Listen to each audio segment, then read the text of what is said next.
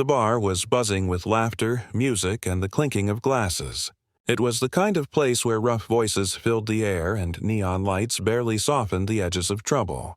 Among the crowd sat Emily, quiet and reserved, nursing a glass of water at the corner table.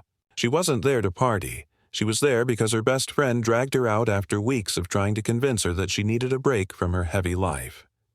The doors slammed open, and in walked a biker gang, leather vests hanging heavy on their shoulders, tattoos inked across their arms, and that air of arrogance that made everyone shift uncomfortably.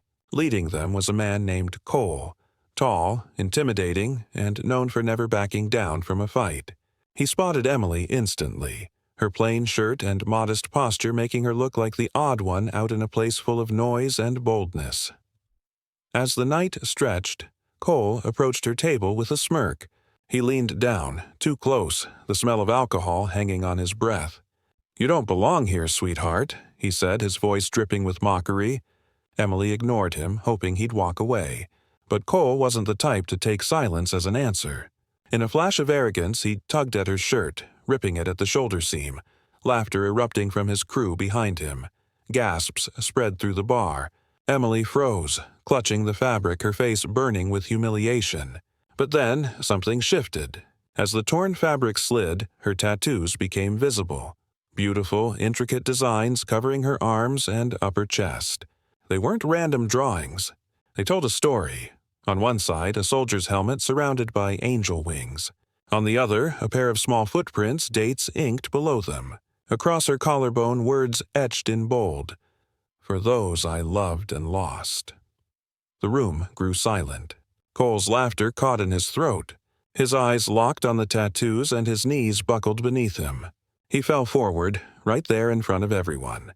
His hands shook as he reached out not to touch her, but as if the weight of something unseen crushed him. "My God." His voice cracked, the arrogance gone. That's the 22nd Infantry." Emily's eyes widened. "How do you know that?" Cole's hands trembled as he pulled back his own sleeve, revealing a faded tattoo, the same infantry mark. His voice broke as he whispered, "I served there. That was my brother's unit." "He never made it back." Emily's lip quivered. She swallowed hard before nodding slowly. "That was my husband's unit. He didn't make it back either." Her voice was soft, but every ear in the bar could hear it. The entire room shifted. Cole, the feared biker, the man who walked in untouchable, was now on his knees in front of a woman he had just humiliated. His eyes filled with tears he didn't bother to hide. "I'm sorry," he choked out. "I didn't know. I shouldn't have." Emily stared at him for a long moment, the anger and shame in her chest battling with something deeper.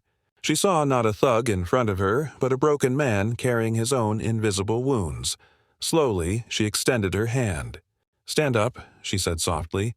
Cole hesitated before taking it, her touch steadying him in a way he hadn't felt in years. The bar stayed quiet, everyone watching as the man they once feared bowed his head in gratitude.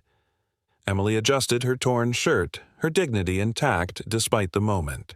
For the first time in a long time, Cole felt like he wasn't alone in his grief, and Emily felt the weight of her loss shared. Two strangers, scarred by the same war in different ways, stood in the middle of a bar, no longer enemies, but two souls connected by love, sacrifice, and memory.